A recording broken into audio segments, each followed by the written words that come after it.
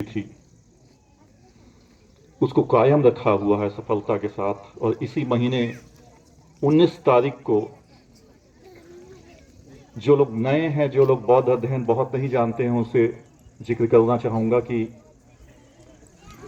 भगवान बुद्ध के यदि चार सबसे महत्वपूर्ण शिष्यों के नाम लिए जाएं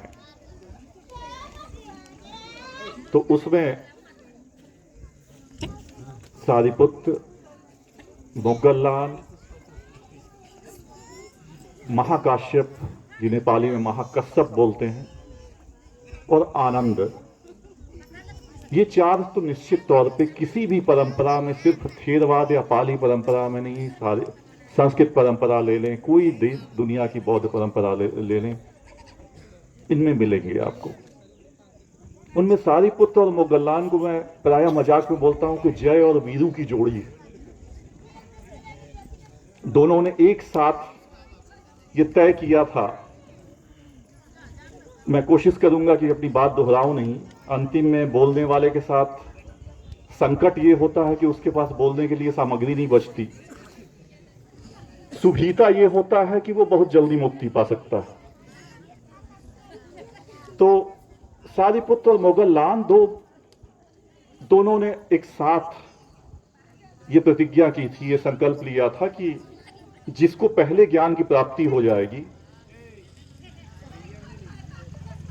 पाली साहित्य में एक प्रकरण मिलता है सारिपुत्र मोगल्लान प्रव्रज्जा कथा, कि कैसे दोनों ने प्रव्रज्जा ली। वो दूसरे को ये ज्ञान अब शेयर करेगा, बताएगा। और जैसा कि पहले जिक्र हुआ है कि संजय परिव्राजक के वो शिष्य थे, एक दूसरी परंपरा थी कि एक तीर्थंकर थे, एक संत थे, उनके शिष्य थे। और सारिपुत्र अस्सजी नाम के एक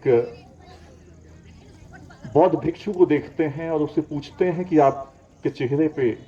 आभा है, आप दिव्य शक्ति से संपन्न दिख रहे हैं, आप किसके शिष्य हैं? तो उन्होंने बोला, मैं महाश्रमण का शिष्य हूं, शाक्य मुनि बुद्ध का शिष्य हूं।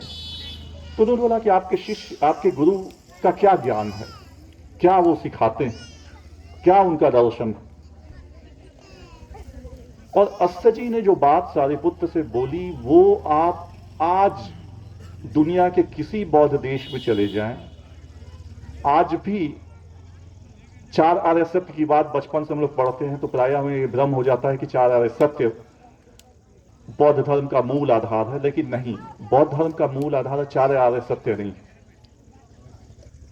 वो दर्शन है जिसे पटिच्च समुत्पाद या प्रतीत्य समुत्पाद कहते हैं, या लॉ ऑफ डिपेंडेंट ओरिजिनेशन कहते हैं, या थियोरी ऑफ इंटरडिपेंडेंस कहते हैं। अस्सजी ने सारिपुत्र को, यानी सारिपुत्र ने वो प्रश्न नहीं किया होता तो बौद्ध धर्म अपने इतने मुकम्मल रूप से सिर्फ 2 पंक्तियों में नहीं आया होता जो अस्सजी ने उत्तर में बोला। लंबी चौड़ी व्याख्या नहीं की उसने बौद्ध धर्म की। उसने बोला, ये धम्मा हेतु पभवा तेसम हेतुम तथागतो आह तेसम चयो निरोधो एवं वादि महासमण होती। जो भी इस संसार में है उसका कारण क्या है और उसका निदान क्या है, यही महाश्रमण का, यही तथागत ने बतलाया है। बात बड़ी साधारण सी लग रही है कि कारण और निदान, लेकिन उसी सूत्र पे यदि आप आगे बढ़ते रहें तो पूरी बौद्ध दर्शन की इमारत सिर्फ पाली साहित्य में नहीं, आगे चल के नागार्जुन की शून्यता का सिद्धांत, अनीश्वरवाद का सिद्धांत, कार्य कारणवाद का सिद्धांत, जितने सिद्धांत हैं उनके सारे अंतर संबंध यहीं से पैदा होते हैं। जितने बौद्ध दर्शन, यानी चार आर्य सत्य भी वहीं आता है, पूरी कॉस्मोलॉजी वहां दिखती है, ये सारी बातें। और ये सारिपुत्र और अस्सजी का संवाद है। तो सारिपुत्र को जानना, आप यदि नालंदा की धरती पे भले आप अंग्रेजी पढ़ा रहे हो, जापानीज पढ़ा रहे हो, दर्शन पढ़ा रहे हो, संस्कृत पढ़ा रहे हो, कोई पढ़ा, मगध क्षेत्र में यदि आप हैं और आप यदि सारिपुत्र और मोगल्लान को नहीं जानते तो आपकी कहीं न कहीं आपके दर्शन, आपके ज्ञान में एक अधूरापन है। स्वाभाविक तौर पे बुद्ध को जानना तो बुनियादी चीज है, लेकिन उससे आगे बढ़ के और यदि तथागत बुद्ध के बाद यदि सबसे ज्यादा उपदेश किसी एक शिष्य ने दिए हैं, जिसको कि जो सबसे महत्वपूर्ण सूत्रों में माना जाता है, जैसे कि एक बहुत महत्वपूर्ण सूत्र है सम्मा दिट्ठी सूत्र, सम्यक दृष्टि से संबंधित सूत्र। ये तथागत बुद्ध का उपदेश नहीं है, ये सारिपुत्र का है। ऐसे ही दीघनख बहुत महत्वपूर्ण नंदक सूत्र, बहुत सारे महत्वपूर्ण सूत्र जो उसका श्रेय तब की यदि महायान देशों में आप घूमे तो महाकाश्यप का कद बहुत बड़ा हो जाता है, लेकिन उपदेशों में आप देखेंगे तो आयुष्मान महाकाश्यप के भी उतने उपदेश आपको नहीं मिलेंगे जितने की सारिपुत्र के मिलेंगे। तो सारिपुत्र को एक पाली में एक प्रकरण मिलता है एतदग्ग वग्ग, जिसमें बुद्ध ये बतलाते हैं कि मेरी किस किस प्रतिभा के मामले में मेरा कौन सा शिष्य या शिष्या सबसे श्रेष्ठ है। तो शुरू में ही तीसरी पंक्ति में एतदग्ग वग्ग में शाक्य मुनि बुद्ध बोलते हैं कि महापय्यानम यदिदम सारिपुत्तो, महाप्रज्ञा के मामले में यदि बात की जाए, महान प्रज्ञा के मामले में तो जो व्यक्ति श्रेष्ठतम है पूरे संघ में वो सारिपुत्र है। उसी की अगली पंक्ति में मोगल्लान का भी जिक्र करते हैं, जिनकी बात मैं 19 तारीख को कर लूंगा। इद्धिमंतानम यदिदम मोगल्लानो, कि महामोगल्लानो, कि जो रिद्धियों का के मामले में जो श्रेष्ठतम है, क्योंकि महामोगल्लान को माना जाता था कि वो उनके पास सिद्धि प्राप्ति थी और वो अपनी सिद्धियों से कुछ भी कर सकते थे, तो इसलिए उनकी एक दूसरी प्रतिभा थी। तो सारिपुत्र, और अभी मैं ताइवान से लौटा हूं, मैं जापान में जब था तो मैं सबसे प्रसिद्ध एक विश्वविद्यालय है जिससे भी हाल में हमारा संबंध फिर स्थापित भी हुआ, बीएचयू में मैंने किया था, फिर नालंदा भी आए, ओतानी विश्वविद्यालय। उसमें मुझे पता चला कि एक वृक्ष है ऐसा जो कि सारिपुत्र को समर्पित है। यानी इससे आप लोकप्रियता का, अभी ताइवान गया तो ताइवान में उनकी प्रतिमा सारिपुत्र की, चीन में आप जाएं तो सारिपुत्र की प्रतिमाएं, दुनिया के किसी बौद्ध देश में चले जाएं तो आपको सारिपुत्र की प्रतिमाएं दिखाई पड़ जाएंगी। ये एक बहुत महत्वपूर्ण संदेश है। और यदि पाली साहित्य की बात ही न करें, आगे यदि संस्कृत साहित्य की बात करें तो शारिपुत्र प्रकरण नाम का बहुत महत्वपूर्ण ग्रंथ है। तो सारिपुत्र को जानना, इस जमीन को, इस धरती को नमन करना, ये महाविहार जब स्थापना इसकी हुई तो उसके दृष्टाओं ने, परम पूज्य भिक्षु जगदीश काश्यप जी ने और उसके बाद आगे की परंपरा के विभिन्न निदेशकों ने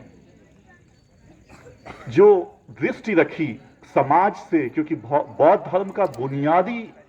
स्वरूप है समाज से जुड़े रहना, और कहीं ना कहीं समाज से एक लंबे समय में 2500 वर्षों में कट गया था। इसलिए इंगेज्ड बुद्धिज्म जैसी अवधारणाएं आई कि भाई समाज से फिर बौद्ध भिक्षुओं को, भिक्षुओं को और बौद्ध अध्ययन के लोगों को जोड़ना चाहिए। और नव नालंदा महाविहार की ये भूमिका बहुत अद्भुत ढंग से भारत के किसी विश्वविद्यालय के पास इतने सुंदर उदाहरण नहीं है जितने सुंदर उदाहरण इस विश्वविद्यालय के पास हैं, जिसमें वो समाज के बीच में बार बार जाता है और समाज के बीच में जाके आयोजन करता है, उनको जोड़ता है, लोगों को जोड़ता है। आप लोगों में से तमाम लोगों से मैं आग्रह करूंगा कि जेठियान वाला जो आयोजन होता है उसे आप देखें, कैसे पूरे विश्व से बौद्ध भिक्षु भिक्षुणियां आते हैं और उसका की भूमिका, मुख्य भूमिका, उसके केंद्र में नवनालंदा महाविहार होता है। नवनालंदा महाविहार ने पिछले 2 वर्षों से महाप्रजापति गौतमी को समर्पित यात्रा भी शुरू की, जिसके चलते वैशाली तक हम लोग जाते हैं, क्योंकि केवल भिक्षुओं का ही सेलिब्रेशन, केवल भिक्षु अरहतों का ही क्यों हो। इस बिहार की धरती ने जब विश्व का पहला भिक्षुणी संघ या पहला विमेन एम्पावरमेंट का उदाहरण पूरी दुनिया को दिया है, तो वो भी क्यों नहीं सेलिब्रेट होना चाहिए। तो वैशाली में महाप्रजापति गौतमी की यात्रा, सारीपुत्र की यात्रा, मोगल्लान की यात्रा, जैसा पिछले साल मैंने बोला था, चूंकि मैं नया नया आया था और पहले मैंने विदेशों में कुछ भी पीस वॉक्स अटेंड की हैं। अमेरिका में पीस वॉक किया है, स्वीडन में पीस वॉक किया है, क्योंकि नोबेल लॉरेट्स को, जो नोबेल पुरस्कार, शांति पुरस्कार पाने वाले लोग होते हैं, उनको डेडिकेट शांति यात्रा होती है। लेकिन मैं फिर वही बात दोहराना चाहता हूं, आप में से बहुत सारे लोग नए होंगे, कि इस किस्म की हेरिटेज या पीस वॉक जो नवनालंदा महाविहार महाप्रजापति गौतमी, महाकाश्यप को समर्पित, फिर जहां राजा बिंबिसार ने, जो जेठियान की जो पृष्ठभूमि है, कि राजा बिंबिसार ने जहां भगवान बुद्ध को का स्वागत किया था, जहां मिले थे और उनके साथ चले थे, उस पूरे पथ की यात्रा, इतने सारे सुंदर हेरिटेज वॉक या शांति यात्राओं के उदाहरण भारत में यकीनन किसी एक विश्वविद्यालय के पास नहीं है, और मुझे पूरा यकीन है कि विश्व में भी किसी एक विश्वविद्यालय के पास नहीं। और इसकी भूमिका, इसका जिन्होंने इसको कंसीव किया, जिन्होंने इसके बारे में सोचा समाज में जा करके कि समाज से जुड़ा जाए, जो बौद्ध धर्म की बुनियादी तत्व हैं, जो वक्त के साथ टूटते गए, क्योंकि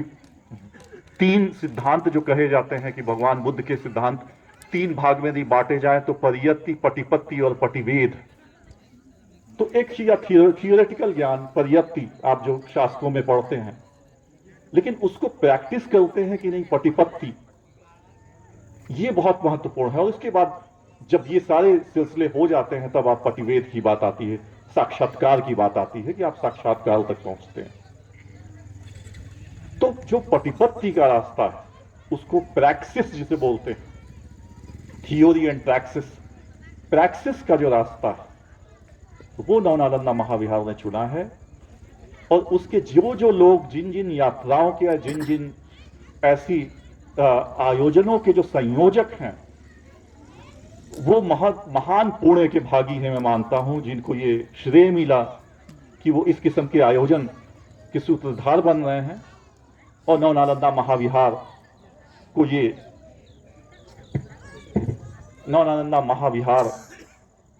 मेरे काम की बातें लगता है खत्म हो गई है, इसलिए हटा दिया गया है रिकॉर्डिंग। ये संकेत है मेरे लिए कि अब मुझे बंद कर देना चाहिए अपनी बात। तो आप, तो यहीं पे तो मैं उन सब लोगों को बधाई देता हूं जो विभिन्न पेस वॉक्स में, शांति यात्राओं में आपने भूमिका अदा की है सूत्रधार के तौर पे। और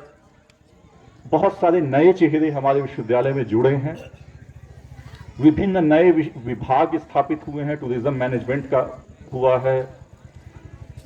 पीस स्टडीज का हुआ है, जैपनीज चाइनीज के हुए हैं, इन्वायरमेंटल, ये सारी चीजें जो, जब आप नए अध्यापक जो आए हैं हमारे यहाँ, जब आए होंगे, तो आप सब अपने आप में, चाहे इन्वायरमेंटल स्टडीज हों, चाहे वो शांति अध्ययन वाले हों, सब कहीं ना कहीं आप पाएंगे कि आप रिलेट कर पा रहे हैं इस पूरे आयोजनों से। और मैं आप लोगों से आग्रह करूंगा कि आप अपने अपने क्षेत्र में, क्योंकि नालंदा में आप पढ़ रहे हैं, पढ़ा रहे हैं, और बौद्ध अध्ययन के ऐसे स्तंभों से आप परिचित नहीं हैं,